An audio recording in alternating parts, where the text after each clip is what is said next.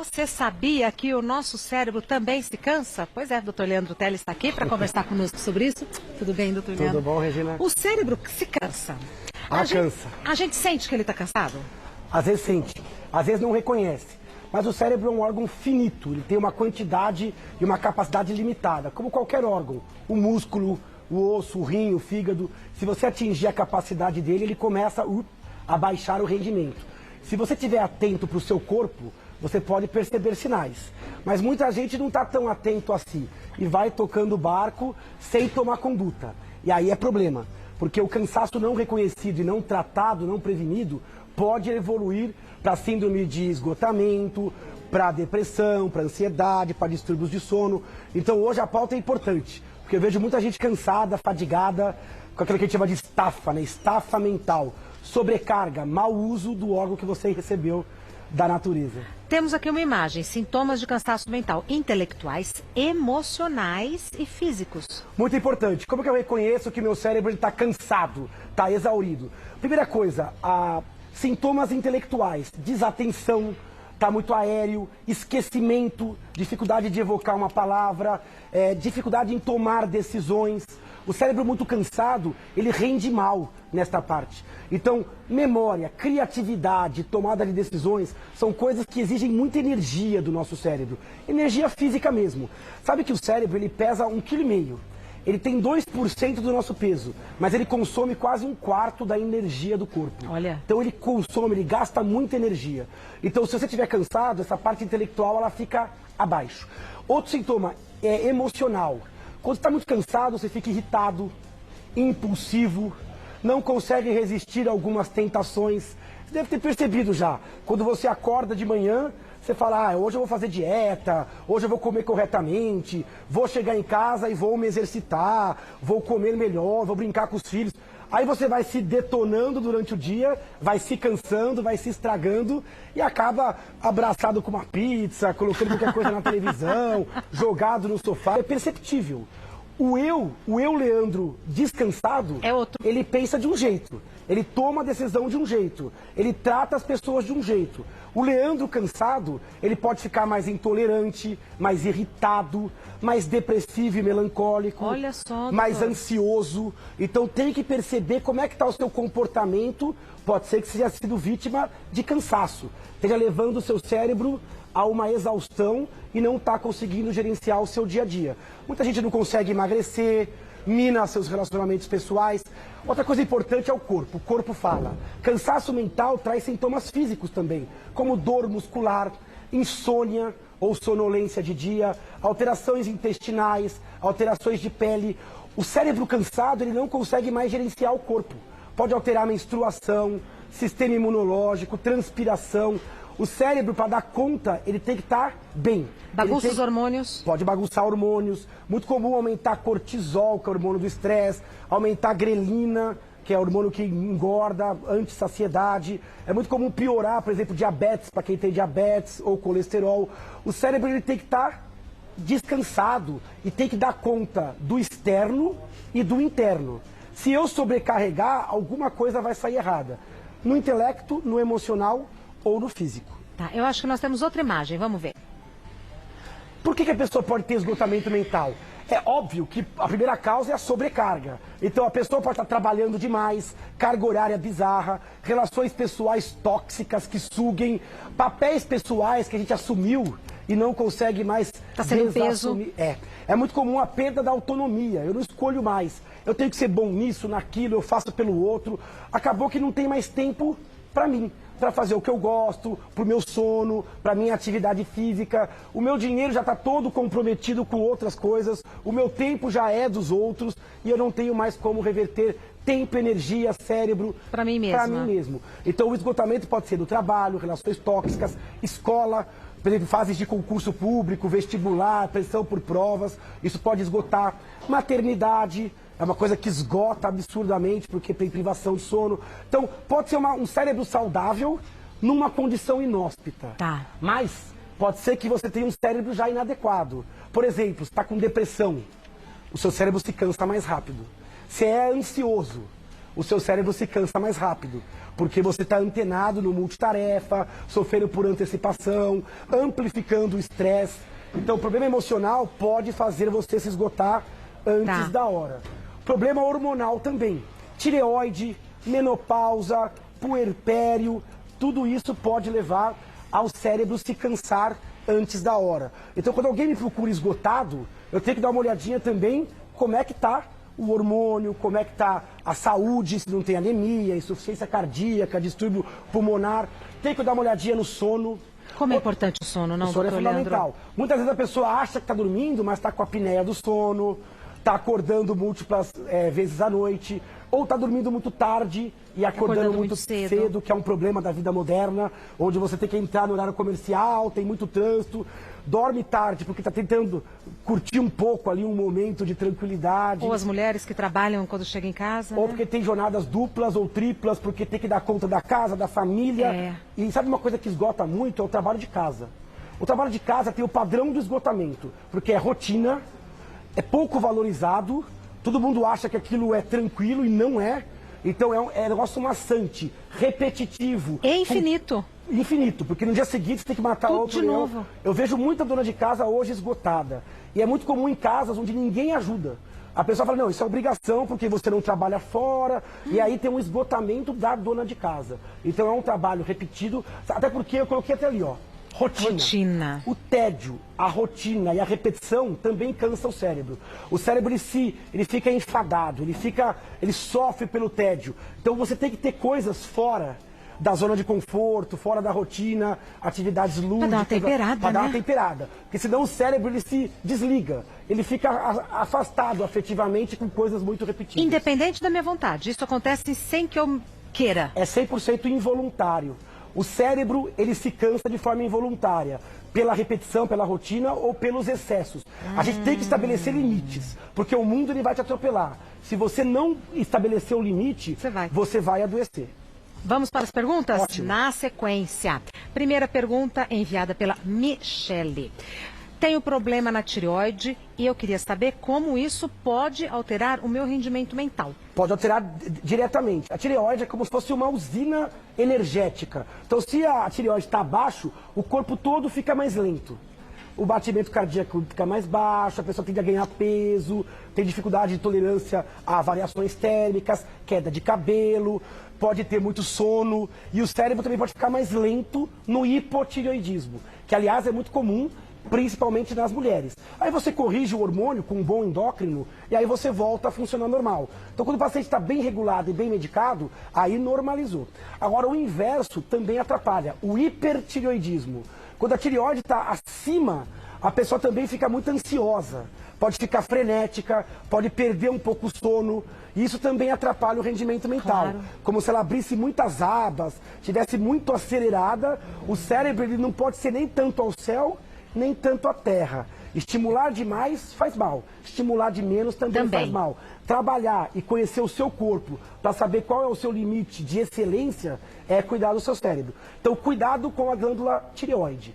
Outras coisas, andropausa, menopausa, também pode fazer o cérebro ficar mais desatento, mais lento, até com uma tendência meio depressiva. Outra glândula que a gente não lembra muito é a glândula adrenal, que também, quando está abaixo, pode fazer a pessoa ficar mais indisposta, com mais fadiga, com mais estafa. Então, olhar os hormônios é fundamental. Ah, Michele, já foi Joana. Por que pessoas deprimidas parecem ficar mais lentas, com o pensamento meio confuso? Isso pode acontecer. A depressão não é uma doença só emocional, ela é uma doença do cérebro como um todo.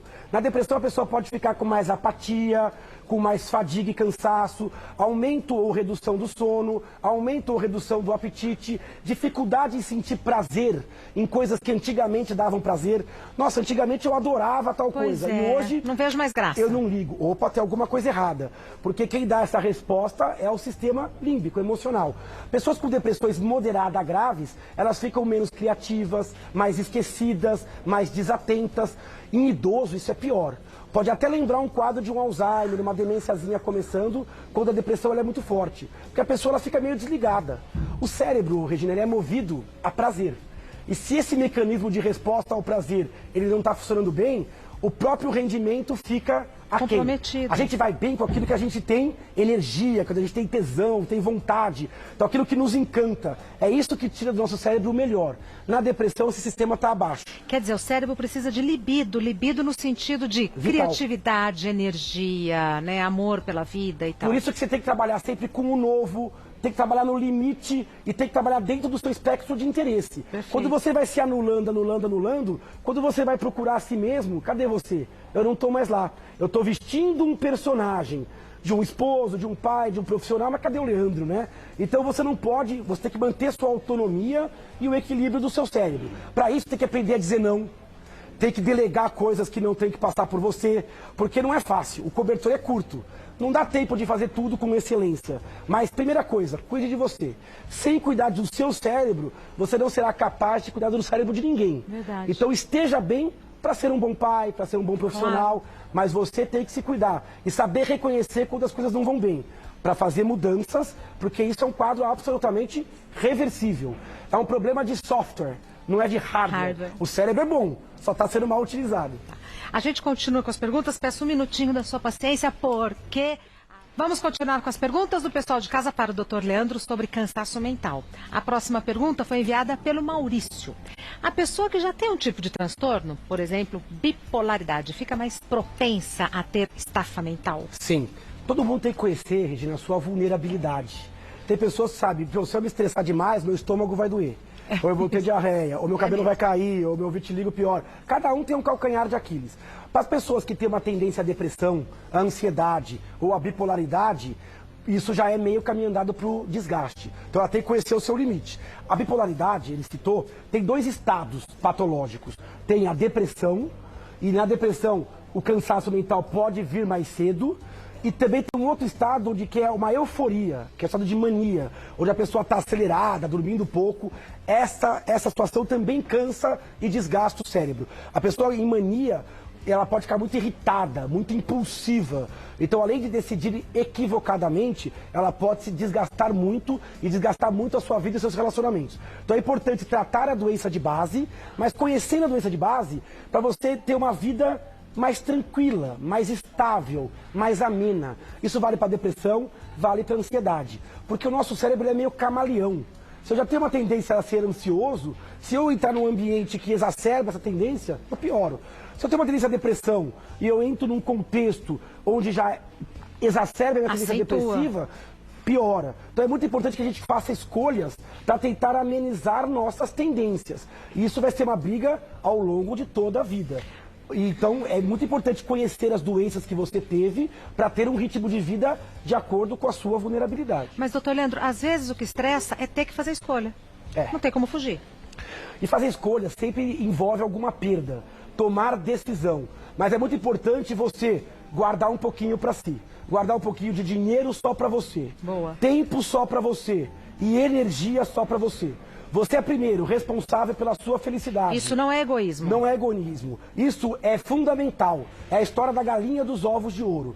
A galinha, ela bota ovos de ouro, que é o seu resultado. Você tem que cuidar de quem? Da galinha. Não do ovo. Na historinha, no conto, mata-se a galinha para tirar o ovo. Eu quero o resultado. Calma. Nenhum CNPJ vale o seu sacrifício. Boa. E você nunca vai ser bom pro seu marido, pro seu filho, pra sua família, nem religiosamente, nem pro seu... Não importa, se você não estiver bem. Então, é um egoísmo necessário. Perfeito. O pessoal até brinca aquele ditado, farinha pouca, meu pirão primeiro. É uma coisa egoísta, mas é fundamental, porque o seu cérebro é quem vai te capacitar para fazer o bem ao outro. Ótimo. Então, você tem que estar bem, e você é responsável pelo seu bem-estar. Quando a gente ouve o médico falando isso, a gente se sente com mais autoridade para colocar isso em prática. Mais autoridade para falar, não, a partir daqui é minha autonomia. Exato. Aqui você não entra. Isso. A partir daqui eu vou cuidar de mim e vou estar bem. E isso é fazer bem para quem você gosta. Ótimo, doutor. Ouço muito falar no termo burnout. O que isso quer realmente dizer? Burnout é um termo em inglês, quer dizer queimar até o final, queimar completamente, quer dizer esgotamento mental. decorrente de um trabalho, de um esforço ocupacional. Então tem pessoas que trabalham, vão dando gás, mas com jornadas desumanas, multitarefa, com aquelas metas absolutamente inalcançáveis, ou lidando com o ser humano diretamente, o que também é difícil, desgasta, ou com aquelas hierarquias, né? Com aquele chefe mala, ou com pouca chance de subir na carreira. Poucas folgas. Poucas folgas. E a pessoa vai ao longo dos anos se estourando, se estragando. De repente ele começa a ficar esquecido, ele começa a ficar com dores, ele começa a ficar meio depressivo, perde totalmente a vontade de trabalhar, ele procurou o trabalho por uma motivação, de repente ele agora está dissociado, começa a ficar irritado, vira meio um fardo. cínico, começa a ficar meio... Desculpa. Vira um fardo? Vira um fardo. O trabalho vira um fardo diário. É aquele cara que já sofre no domingo para começar a segunda-feira, que entra de manhã já esperando das 6, 7 horas para sair, que fica esperando arduamente a sexta-feira, o trabalho vira um fardo.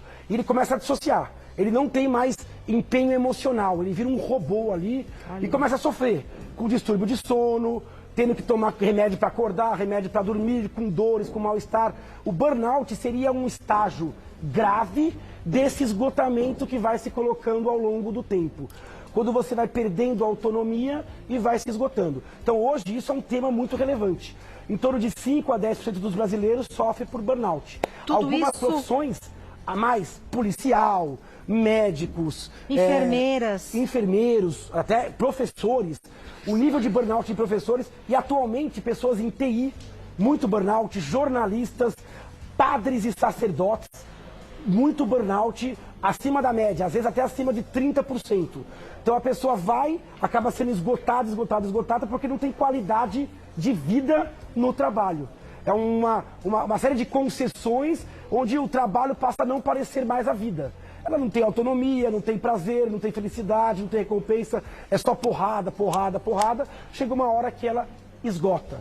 E isso pode exigir um remanejamento, uma aposentadoria, um afastamento, pode levar a um quadro depressivo. Então é desumano. Antigamente a gente sofria por Ler-Dort, que é aquela lesão por esforço repetitivo. Hoje é aqui. Hoje é a lesão do desgaste repetitivo, podendo levar ao esgotamento afetivo. Assunto muito sério. Assunto muito sério. Ariane, sou muito viciada em celular. O uso da tecnologia pode prejudicar o meu cérebro? Sim, o uso de qualquer coisa em excesso vai fazer mal. A tecnologia ela é boa, ela vai ajudar o cérebro a resolver problemas, mas ela tem que ter o seu limite.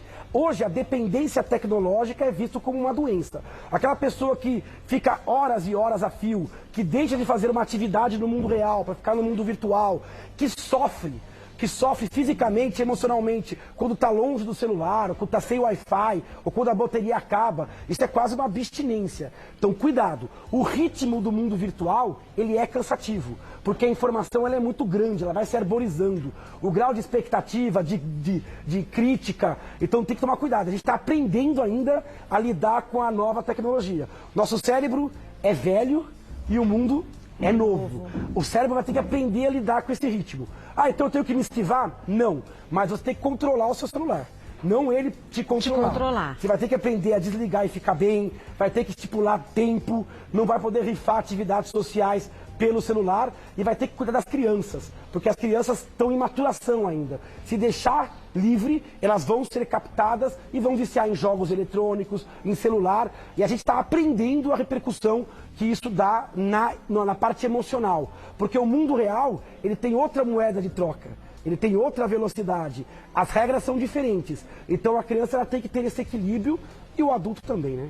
Doutor Leandro tem um livro que se chama O Cérebro Ansioso, o mais recente dele é este, Depressão Não é Fraqueza. E vai ter uma atividade agora, não vai, em Campinas? Vai. Não, a gente passou por Campinas. Como foi? Foi lindo, maravilhoso. Jura? Passamos por Joinville, foi lindo. Guarulhos foi lindo. Que legal. E a nossa próxima agora, aberta ao público, como sempre, vai ser a última do ano, no dia 9 de novembro.